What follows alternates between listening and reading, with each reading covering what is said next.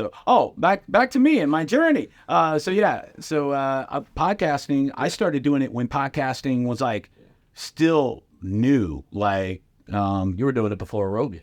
yes. And being in the comedy scene, one of my comedian friends had a podcast, and he was one of these like IT nerds that like knew all the bells and whistles and how to do all the stuff way before anybody else. Correct. Like he knew how to stream before it became like, before Zoom, before StreamYard, and all these things became like easier for like commoners to use. Yeah. He was developing these programs and stuff, and he had this massive following, and I stepped in and started being like his co-host, and it was crazy, like navigating the internet in 2007, like I didn't understand how trolls worked. So at first my feelings were getting hurt because people are just talking shit about me on the internet. And I'm like looking at chat boards and I'm like, oh my God, why is this person saying this about me? So it actually, it helped callous me a lot, you know? So after about 6 months of that, I was like, oh, okay, this is just what the internet is. Yeah. But we got really popular to the point where he moved the podcast to LA in 2010. And I couldn't go because I'm a single dad. Right. I can't just take my son away, across the country and all that. He's got roots here. And in retrospect, I wish I would have. Yeah. Because the guy that replaced me on that podcast was a guy named Tom Segura. I don't know if you've ever heard of him, but he's doing well, Yeah, he's doing pretty good. I remember working with him when he was a middle act. That's how long I've been in comedy, like at the old Improv. Let's go through the long list of comics that you've worked. Oh, with. God. Because your resume is serious. I don't even know if I can remember. I can just name off a few. My favorite story that you told me is the Charlie Murphy story. Yeah. I was, I was one of a couple of people that he liked to work with him when he was in town. So I would get the phone call to do the week with him. He would always come to the Improv in Ybor. The first time I worked with him, I thought he hated my guts. Like the entire week, he didn't say a word to me. He was a weird dude. The first day I meet him, I was hosting. He brought his own middle act, and then of course he was headlining. And to be honest, he wasn't very good the first couple times I worked with him. You could tell he was still trying to figure it out. Yeah, funny guy. So this was early on. Yeah, this is 2010-ish, 2011 probably. I'm just guessing. But he was still trying to figure out stand-up. And he finally did. Like, a couple of years before he passed, he got really good. But the first time I meet him, I go up in the green room like I would do anybody if I was hosting, introduce myself, ask them how they want to be brought up. Is there any material that they kind of don't want me to touch on because I don't want to step on any toes with any subject matter? Just trying to be professional, I hate it when I do a show and the host never even walks up and shakes my hand, says hi or anything. It's like, you're hosting for me, Not that, I want you to kiss the ring or anything, but, just be courteous, like, Jesus. That's like never talking to your server at a restaurant, just like, get my goddamn tea. But, so I walk into the green room, he's eating like a pound of Brussels sprouts in a giant bowl. Just Brussels sprouts. Yeah. Because he was like lean and shredded. Oh, shit. And his opener is a big old fat guy, nice guy named Freeze Love. He's also a rapper and an actor. And it was so weird because Charlie didn't talk. He just kept eating Brussels sprouts. And Freeze did all the talking for him. Like we were translating. Like, what he didn't know is I speak black very well. You know what I mean? But he's like, hey man, good to meet you, man. Freeze, super nice guy. Yeah. And he's like, I go, hey, I'm Johnny, I'm the host, da da da. And he's like, oh, cool, man. Well, Charlie's happy to be here, da da da. I'm like, he's right there, man. Like, he's right there. He could talk, but he's just eating Brussels sprouts. And I was like, hey, is there anything you want me to, how you want me to bring you up? Da, da. And we had the little conversation. He's like, yeah, man, we're gonna have a good week, man. Everything's gonna be great. Charlie never even looked at me. He's just eating Brussels sprouts and looking for it. I'm like, all right, this is crazy. And of course he smelled like all the weed, Sure. So I'm like, if I was that high, I'd probably be eating Brussels sprouts too. He probably thought they were potato chips. I don't know. So there was 7 shows. I do 6 shows, and he never says a word to me. And I'm like, man, he hates me. Like, he just hates me. I don't know why he hates me, but he hates me. 7th show was like the Sunday night show.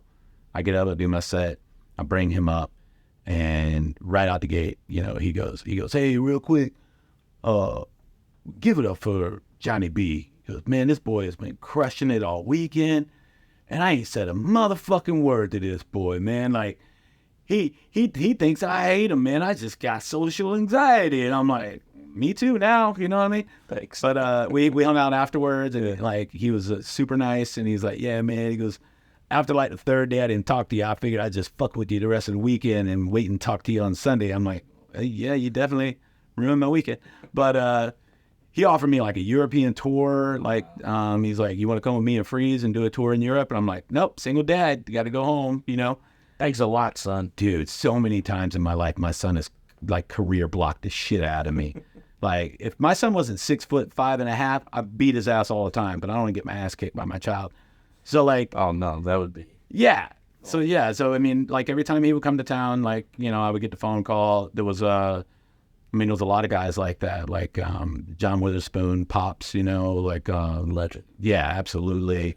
He's such a nice guy. Like, I would actually go pick him up from the airport and you know, take him back to the hotel. And it was so funny because I drove like a Honda Element, and he was always so nice. He's like, I like this car. It's like a box. It's like a box. Like, what do you call it? And I'm like, man, stop fucking with me, dude. Like, you think I like this thing? Like, you think pussy's just hopping in the window while I'm driving? You know, like, it's economical. He goes, no, I like it. I like the color on it. It's green, John. It's green, but it's affordable.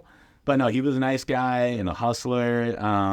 Wow, now that I think about it, that's everybody I opened for is dead. Ralphie, you know, like I said, Ralphie was the first person that like took me to theaters, you know, 2-man shows, you know, doing like Strass Center in Tampa, or the Capitol Theater in Clearwater, or Hard Rock Live in Orlando. Ralphie's one of those guys I wish I could have seen live. You really do, because I've seen his specials, but not the being in same. the room is different. Not the same. He would get mad about how they would handle his specials, especially Netflix. He said, man, they would take it and chop it up so bad that they're taking out taglines and like even ripping up the punchlines sometimes. And it's not representative of what he did in real life. Like, I watched him like do 3 hours and just murder, like just slap him around. But he was one of the nicest guys in comedy, like maybe the nicest ever. Overpaid his openers. I was watching an interview with Matt Rife, you know, who was really, really popular for like a year, and now he's kind of alienated. He pissed off all the ladies that wanted to fuck him when he did a black eye joke on a special. Well, look, man, y'all want to fall in love with somebody before you get to know him. But he was actually on Bert's podcast, and he was telling a story about meeting Ralphie May. And it was like almost the exact same situation with me. He goes, yeah, Ralphie, I was young, and then he paid me $500 to open for him, which is exactly what he paid me, like for 20 minutes, like no matter how big the venue was. And he goes, and then he gave me like some weed, and I was like, yep. He gave me an edible, and it's still in my sock drawer at the house. So if any cops are listening, don't raid me. But I remember we were in the green room, and he goes, hey, baby, because everybody knows Ralphie May sounds like an old black lady. He goes, hey, baby. He goes, take this. And I'm like, what is that? He goes, this is for the apocalypse. I'm like, what? Because, I mean, like, I'll partake, but I'm very picky, because for me, there's a fine line between curing my anxiety and giving me the worst anxiety of my life. Absolutely. And it's usually a one extra hit, and I won't mess with edibles because I don't want to have a 10-hour anxiety attack. But he gives me this thing, and it was like some 200 milligram chewable. And he's like, this is for the apocalypse. And I go, explain. He goes, if the news tells you the rock is coming, eat this and it won't even matter. I'm like, all right. So it's in my sock drawer in case it happens. You know, we have this eclipse coming up. Everybody's talking about on TikTok. Maybe I have to eat that Ralphie. It's probably not all the weed's gone from it now. It's like 10 years old. But I don't know. You might be high for 2 weeks. That's fine. I have my own eclipse. But he was great. I worked with Mitch Hedberg a couple of times way back in the day. Another guy that died after I worked with him. So, hey, good luck after this filming. Nice. Yeah, so he was great. Did you see Bob Saget before? I worked with Bob Saget. Yeah, super nice guy. I didn't know he was filthy dirty until the first time I worked with him. Yeah. First time I worked with him, I was like, oh, cool, man. I just got asked to open for Bob Saget. He's like America's dad. This is good. Were you figuring out how to clean up your act? No, not really. Like, I was his opener, so normally as an opener, you don't go real dirty anyway. Right. Unless it's like a theme show, like a dirty show, which I'm doing.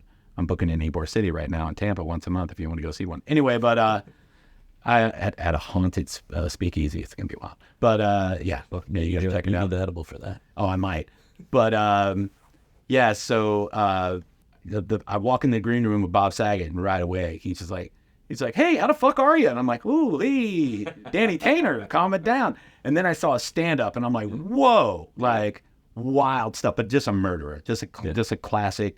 One of the guys I looked up to in the 80s. He was on one of those Rodney Dangerfield specials. First time I saw him, fantastic. But I mean, yeah, I mean, all the way down the line. I mean, I've worked with Joe Rogan. I've worked with, I was the house MC at the Improv for a long time. So I got to work with all the people. I mean, I remember like Amy Schumer being middle act and like, you know, taking her weed to the condo, you know, like way back then. Just, yeah, I mean, there's a ton.